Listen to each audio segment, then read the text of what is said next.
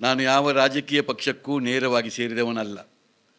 ಆದರೆ ನನಗೆ ಸುನೀಲ್ ಕುಮಾರರ ಮೇಲೆ ಅಪಾರವಾದಂಥ ಗೌರವ, ವಿಶ್ವಾಸ, ಪ್ರೀತಿ. ಇದಕ್ಕೆ ಹಲವಾರು ರೀತಿಯ ಕಾರಣಗಳಿದೆ. ಒಂದು, ನಮ್ಮ ಇವತ್ತಿನ ನಿನ್ನೆಯ ಸಂಬಂಧ ಅಲ್ಲ, ಭಾಳ ದೀರ್ಘವಾದಂಥ ನಮ್ಮ ಸಂಬಂಧ. ಅವರು ಇಲ್ಲಿ ಬಂದು ಕಾರ್ಕಳದಂಥ ಊರಿಗೆ ಅದು ದೇವರ ಅನುಗ್ರಹದಾಗಿ ಅವರು ಬಂದದ್ದು. ಬಂದ ಮೇಲೆ 4 ಬಾರಿ ಅವರು ಶಾಸಕರಾಗಿದ್ದದ್ದನ್ನು, ಅವರು ಮಂತ್ರಿ ಆಗಿದ್ದದ್ದನ್ನು ಎಲ್ಲವನ್ನೂ ನಾನು ಹತ್ತಿರದಿಂದ ಕಂಡವ. ಅವರ ಎಲ್ಲ ಕಾರ್ಯಕ್ರಮಗಳನ್ನು ನಾನು ನೋಡಿದವ. ಒಬ್ಬ ಜನನಾಯಕನಿಗೆ ಯಾವ ಗುಣಗಳು ಬೇಕು ಅದು ಎಲ್ಲ ಗುಣಗಳು ಅವರಲ್ಲಿದೆ. ಬಹಳ ಮುಖ್ಯವಾಗಿ ಜನನಾಯಕನಿಗೆ ಒಂದು ಸ್ಪಷ್ಟವಾದಂಥ ನೀತಿ ಸಿದ್ಧಾಂತ ಎಂಬುದು ಬೇಕು. ಈ ನೀತಿ ಸಿದ್ಧಾಂತ ಒಂದು ಸ್ಪಷ್ಟವಾಗಿ ನಮ್ಮ ಸುನೀಲ್ರವರಿಗೆ ಇದೆ. ಅದರ ಜೊತೆಯಲ್ಲಿ ಅವರಿಗೆ ಆ ಬದ್ಧತೆ ಬೇಕು, ಭಾಳ ಒಂದು ದೂರದೃಷ್ಟಿತ್ವ ಬೇಕು, ಬಹಳಷ್ಟು ವಿಶಾಲ ಮನೋಧರ್ಮ ಬೇಕು. ಯಾವುದು ಒಳ್ಳೆ ಕೆಲಸ ಮಾಡಬೇಕು, ಒಂದು ಸಮಾಜದ ಪರಿಕಲ್ಪನೆ ಅವರಿಗೆ ಬೇಕು. ಇದು ಎಲ್ಲ ಗುಣಗಳು ಕೂಡ ಇವತ್ತು ಒಂದು ಸುನೀಲ್ರವರಿಗೆ ಇದ್ದುಕೊಂಡು, ಈ 4 ಬಾರಿ ಅವರು ಶಾಸಕರಾಗಿದ್ದುಕೊಂಡು, ಒಬ್ಬ ಮಂತ್ರಿ ಆಗಿದ್ದುಕೊಂಡು ಭಾಳ ಸಾರ್ಥಕವಂಥ ಕೆಲಸವನ್ನು ಮಾಡಿಕೊಂಡಿದ್ದಾರೆ. ನಾನು ಅವರು ಮಾಡಿದ ಕೆಲಸಗಳನ್ನು ಕೆಲವು ಗಮನಿಸಿದ್ದೇನೆ. ಒಂದು ಇಡೀ ನಮ್ಮ ನಾಡಗೀತೆಯನ್ನು ತೆಗೆದುಕೊಳ್ಳುವ, ನಾಡಗೀತೆಯನ್ನು ಯಾರಿಗೂ ಅಷ್ಟು ಸುಲಭದಲ್ಲಿ ಮುಟ್ಟಲಿಕ್ಕೆ ಸಾಧ್ಯವೇ ಇಲ್ಲ. ಅಷ್ಟು ದೀರ್ಘವಾಗಿ ಭಾಳಷ್ಟು ವಿಚಾರಗಳಲ್ಲಿತ್ತು. ಅದನ್ನೊಂದು 2.5 ನಿಮಿಷಕ್ಕೆ ಸೀಮಿತಗೊಳಿಸಬೇಕಾದ್ರೆ ಅಂಥ ಗಟ್ಟಿತನ ಒಬ್ಬ ಮಂತ್ರಿಗೆ ಬೇಕು. ಅದನ್ನು ಅಷ್ಟೇ ಪ್ರಾಮಾಣಿಕವಾಗಿ ಅದನ್ನು 2.5 ನಿಮಿಷದಲ್ಲಿ ಮಾಡಿಕೊಂಡು ಅದಕ್ಕೊಂದು ಸರಿಯಾದ ರೂಪವನ್ನು ಇವತ್ತು ಕೊಟ್ಟಿದ್ದಾರೆ. ಒಂದು ಯಕ್ಷಗಾನ ಎಂಬುದು ನಮ್ಮ ಎಷ್ಟು ದೊಡ್ಡ ಪ್ರಾಮುಖ್ಯವಾದಂಥ ನಮ್ಮ ಒಂದು ಕಲೆ ಎಂಬುದನ್ನು ಗಮನಿಸಿ.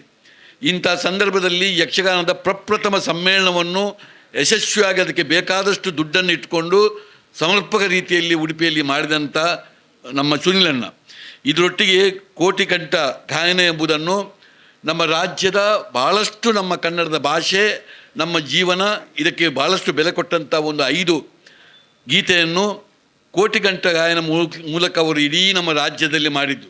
ಅದರಲ್ಲಿ ಒಂದೇ ದಿನದಲ್ಲಿ 1,30,30,00,000 ಜನರು ಅದರಲ್ಲಿ ಭಾಗವಹಿಸಿಕೊಂಡು ಅದು ಆದಂಥ ಕ್ರಮ.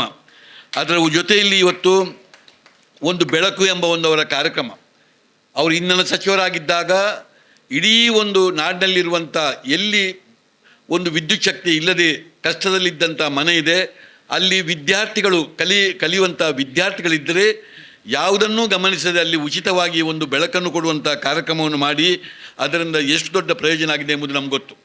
ಇದರ ಒಟ್ಟಿಗೆ ಅಮೃತ ಭಾರತಿಗೆ ಕನ್ನಡ ಧಾರತಿ ಎಂಬ 75 ವರ್ಷ ಅಮೃತ ಮಹೋತ್ಸವ ಆದಂಥ ಸಮಯದಲ್ಲಿ ಇದನ್ನು ನಡೆದಂಥ ವಿಧಾನ, ಇನ್ನು ಕಾರ್ಕಳದ ಉತ್ಸವಂತೂ ನನ್ನ ಕಣ್ಣೆದುರಿನಲ್ಲಿ ಇದೆ. ಅದು ಯಾವ ರೀತಿ ಅದನ್ನು ನಡೆಸಿದ್ದಾರೆ ಎಂಬುದು ನಮ್ಮ ಕಣ್ಣೆದುರಿನಲ್ಲಿ ಇವತ್ತು ಇದೆ.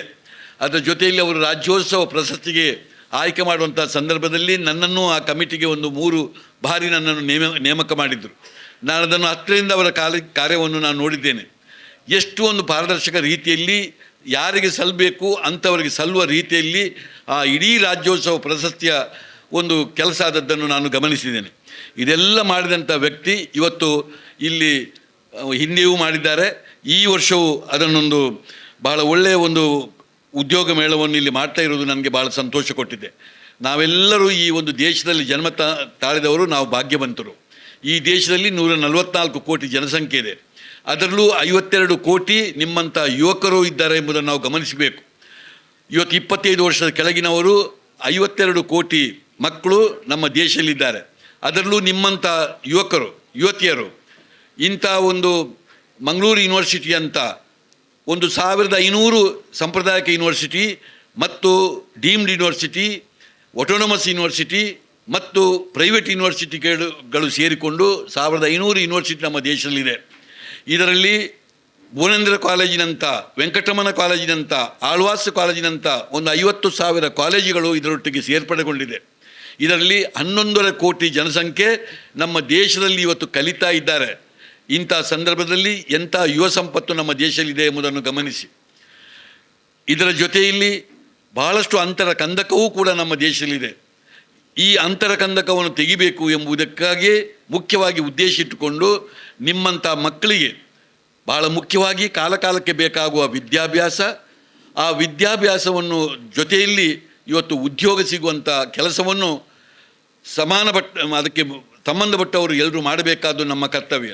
ಈ ದೃಷ್ಟಿಯಲ್ಲಿ ಶಾಸಕರೊಂದು ದೊಡ್ಡ ಮನಸ್ಸನ್ನು ಮಾಡಿದ್ದು ನನಗೆ ಭಾಳ ಸಂತೋಷವನ್ನು ಕೊಟ್ಟಿದೆ. ಇದರ ಮುಖಾಂತರ ಇವತ್ತು ವಿದ್ಯಾಭ್ಯಾಸ ಕಲಿತಂಥ ಮಕ್ಕಳಿಗೆ ಒಂದು ಸರಿಯಾದ ಉದ್ಯೋಗ ಸಿಗುವಂಥ ಭರವಸೆಯೂ ಕೂಡ ಅವರು ಹೇಳಿದಾಗೆ ಮೂಡಿದೆ. ನಾನು ನಿಮ್ಮಲ್ಲಿ ಮಕ್ಕಳಲ್ಲಿ ವಿನಂತಿಷ್ಟೇ, ಇದನ್ನು ಹಗುರವಾಗಿ ತೆಗೆದುಕೊಳ್ಬೇಡಿ. ಇದು ನಮ್ಮ ಪ್ರಾಮಾಣಿಕವಾದಂಥ ಒಂದು ಅವರ ಪ್ರಯತ್ನ. ಇದರಲ್ಲಿ ಬಂದವರಿಗೆಲ್ಲರಿಗೂ ಉದ್ಯೋಗ ಆಗದೆ ಹೋದರೂ ಕೂಡ ಇವತ್ತು ಯಾವುದೇ ನಿಮ್ಮಿಂದ ಶುಲ್ಕವನ್ನು ತೆಗೆದುಕೊಳ್ಳದೆ ಇದು ಮಾಡುವ ಕೆಲಸ ಭಾಳ ದೇವರು ಮೆಚ್ಚುವ ಕೆಲಸ ಅಂತ ನೀವು ತಿಳ್ಕೋಬೇಕು. ಮುಂದೆಯೂ ಕೂಡ ಸುನಿಲನ್ನು ಇದನ್ನು ಆಗಾಗ ಇದನ್ನು ಮಾಡುವಂತಾಗಬೇಕು. ನಮ್ಮ ಪ್ರಗತಿ ಉದ್ಯೋಗ ಮೇಳ ಒಂದು 16 ಬಾರಿ ನಡೆದು ಹೋಯಿತು. ಈ ವರ್ಷ ಅದು ಆಗಸ್ಟ್ 8 ಮತ್ತು 9ಕ್ಕೆ ನಡೀಲಿಕ್ಕಿದೆ. ನೀವು ಅದರಲ್ಲಿ ಸಕ್ರಿಯವಾಗಿ ಭಾಗವಹಿಸಬೇಕು. ಅದರಲ್ಲಿ ನೀವು ಇದ್ದುಕೊಂಡು ನೀವು ಅದನ್ನೆಲ್ಲ ಗಮನಿಸಬೇಕು. ನಾನು ಕೂಡ ನೀವು ನಿರ್ಧಾರ ಮಾಡಿಕೊಂಡು ಇಲ್ಲಿ ಇವತ್ತು ಹೇಗೆ ಉದ್ಯೋಗ ಮೇಳ ಆಗಿದೆ, ಇನ್ನು ಮುಂದುವರೆದ ಭಾಗವಾಗಿ ನೀವು ಬಸಬೇಕು ಅಂತ ಹೇಳಿದ್ರು, ನೀವೆಲ್ಲ ಯಾವ್ಯಾವ ವಿದ್ಯಾಸಂಸ್ಥೆಗೆ ಬಸಬೇಕು ಅಂತ ಹೇಳಿದ್ರು ನಾವು ಕೊಡಲಿಕ್ಕೆ ತಯಾರಿದ್ದೇವೆ. ಅದರ ಜೊತೆಯಲ್ಲಿ ಅವರಿಗೆ ಪ್ರಾರಂಭ ಸಮಯದಲ್ಲಿ ಅವರಿಗೆ ಕೆಲವು ಮಾಹಿತಿಗಳನ್ನು ಕೊಟ್ಟು ಟ್ರೈನಿಂಗನ್ನು ಮಾಡಲಿಕ್ಕೂ ನಾವು ಸಿದ್ಧರಿದ್ದೇವೆ. ಇದರ ಜೊತೆಯಲ್ಲಿ ಅಸಂಖ್ಯಾತ ಕಾರ್ಕಳ ಅವರ ಕ್ಷೇತ್ರಕ್ಕೆ ಸಂಬಂಧಪಟ್ಟಂಥ ನಿಮ್ಮಂಥ ಯುವಕ ಯುವತಿಯರು ಆ ಉದ್ಯೋಗ ಮೇಳದಲ್ಲಿ ಭಾಗವಹಿಸಬೇಕು. ರಾತ್ರಿ ನಿಲ್ಲುವುದಾದರೂ ಉಚಿತವಾಗಿ ಅಲ್ಲಿ ನಿಲ್ಲಬಹುದು. ನಿಂತುಕೊಂಡು ನೀವು ಏನಾದರೂ ಉದ್ಯೋಗವನ್ನು ಪಡೆದರೆ ಇವತ್ತು ಸುನಿಲಣ್ಣನಿಗೂ ಒಂದು ಸಾರ್ಥಕತೆ, ನಮಗೂ ಸಾರ್ಥಕತೆ. ಇವತ್ತು ಕಾರ್ಕಳ ಬೇರೆಲ್ಲ, ಮೂಡುಬಿದ್ರೆ ಬೇರೆಲ್ಲ, ಅವರು ಯಾವತ್ತೂ ಅವರು ಕರೆದಾಗ ನಾನು ಅದರಲ್ಲಿ ಅವರೊಟ್ಟಿಗೆ ಇರಬೇಕಾದ್ದು ನನ್ನ ಧರ್ಮ. ಯಾಕೆಂದರೆ ಯಾವುದೇ ಒಂದು ರಾಜಕೀಯ ವ್ಯಕ್ತಿಗಳಾಗಲಿ ಯಾರೇ ಆಗಲಿ ಇವರೊಂದು ಒಳ್ಳೆಯ ಕೆಲಸ ಮಾಡುವಾಗ ನಾವು ಪ್ರಜ್ಞಾವಂತ ನಾಗರಿಕರಿಗೆ ಬೆನ್ನು ತಟ್ಟಬೇಕಾದ್ದು ನಮ್ಮ ಕರ್ತವ್ಯ.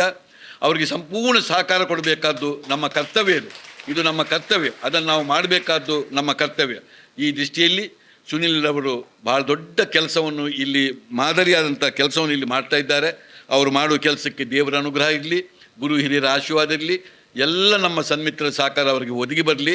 ಇನ್ನು ಮುಂದಿನ ಸಮಯದಲ್ಲಿ ಇನ್ನೂ ಬಹಳಷ್ಟು ಅವರ ನಾಯಕತ್ವದಲ್ಲಿ ಹಲವಾರು ಒಳ್ಳೆ ಕೆಲಸ ನಮ್ಮ ರಾಜ್ಯದಲ್ಲಿ ಆಗುವಂತಾಗಲಿ ಅಂತ ನಾನು ದೇವರಲ್ಲಿ ಬೇಡಿಕೊಂಡು ನನಗೆ ಅವಕಾಶ ಕೊಟ್ಟಕ್ಕಾಗಿ ಹೃತ್ಪೂರ್ವಕವಾಗಿ ವಂದಿಸಿ ನನ್ನ ಮಾತನ್ನು ಮುಗಿಸ್ತಾ ಇದ್ದೇನೆ.